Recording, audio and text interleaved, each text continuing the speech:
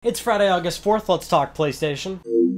Alright, two things before we start. If you didn't notice already, the lighting looks a little different. Basically, I broke one of my studio lights, did not get it replaced just yet, so actually I only have one studio light, and then the one mounted on top of the camera, which I don't usually use because it kind of has this overexposed, weird look. I don't know, it's probably going to look a little different. That's why. Number two, I'm actually recording this on Wednesday night instead of Thursday night, as I typically do. Once again, I'm going to be going out of town, leaving Thursday morning, which means I'll have to record this early. Still going to be uploading it Friday, so that's just an FYI in case some sort of big news story comes out, like Sony dies or something, and I'm not talking about it. That's why. But I'm hoping that nothing super big comes out. Plus, we still have some slightly interesting things to talk about still.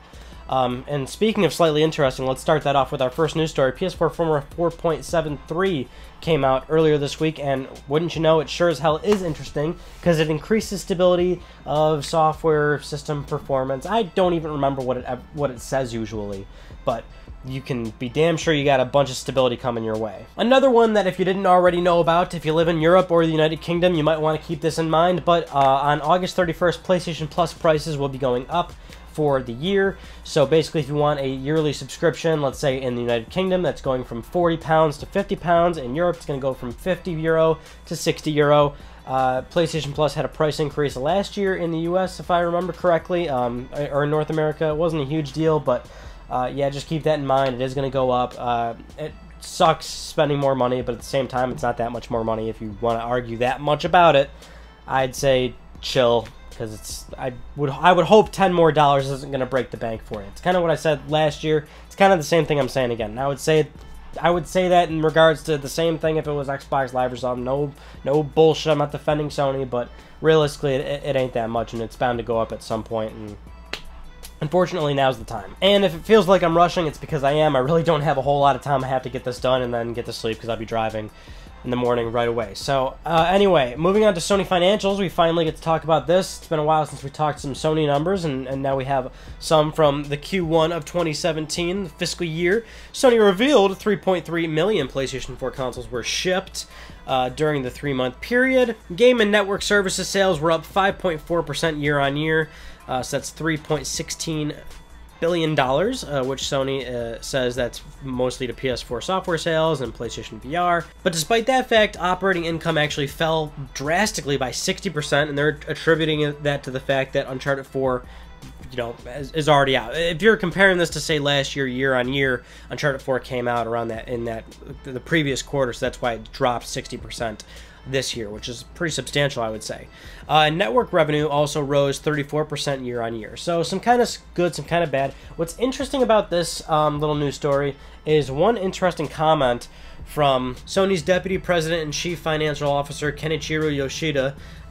He more or less said that as of right now, it looks like PS4 sales have essentially peaked. Well, actually, he said last year is kind of where the hardware sales have peaked, and actually he expects this year to be the peak of software sales.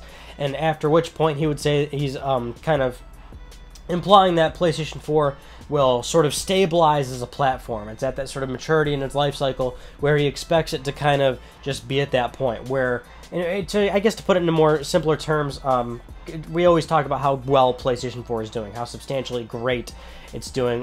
It's always outselling Xbox One no matter what. It's always moving way more consoles than Sony expects. Well, basically saying that kind of fairy tale is going to be over, and the system will see some healthy sales every year or so, but they would expect basically they should start expecting year over year like declines for whether it's hardware or software. It'd be great if it's up, I'm sure, but they're saying that this is kind of the point where we should expect PS4 to not do so well, not do as amazingly well as it has been doing.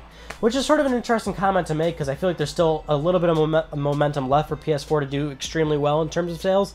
If we're talking about that, because if we look at sort of the shelf life of the system, we still haven't seen a single price drop for PS4 Pro, and that would certainly boost a lot of sales. Oh, well, not necessarily, since PS4 Pro is a minority of sales right now in terms of overall PS4 hardware. But you've also got PlayStation VR. That's got to see a price drop, and that would certainly, I would assume, move some units itself and maybe encourage a PS4 sale or two. And then there's also the fact that there's still a lot of great first-party games coming out of Sony studios.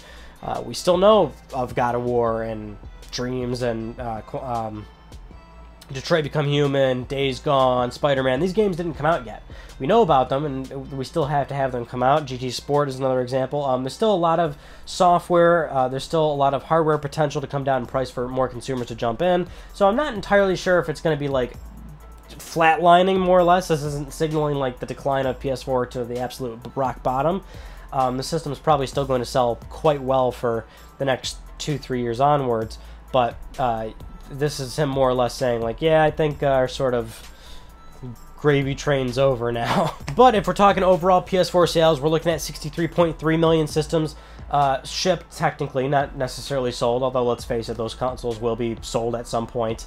People always get antsy about the word shipped, but they're going to sit in stores. It's not like they're going to sit in stores forever. Those consoles are going to get sold at some point. So you'd figure they're around 63 million, maybe a little bit over. Which is still pretty good. I'm sure Sony's very happy about that. I'm sure they're very happy with the momentum of PS4. I guess realistically, if you remember the predictions video, I still say that I had said at the time 70 million systems by the end of 2017, although they're on track to beat that right now, because during the holiday season they're going to sell well over a few million. So if they're anywhere even close to, let's say, 67, 68 come October, September, more likely close to November, they'll certainly be over 70 million by the end of the year. It almost feels weird to say this, but I actually am more interested in finding out what PS4 will cap off at the end of its like full-on end of the life cycle, systems not being manufactured anymore, onto the next platform. Like, what's that number? What does PS4 finally stop at? Because so many people initially like know that PS4 is doing so well, so they think, oh my god, what if it beats PS2? Which I still think is pretty absurd. It's not going to go 150 million systems. Although I think looking at it right now, it's certainly going to surpass PlayStation 3. I think that was kind of a given, say, around a year and a half ago, maybe 2 years ago, once we just saw that the momentum for them was not stopping.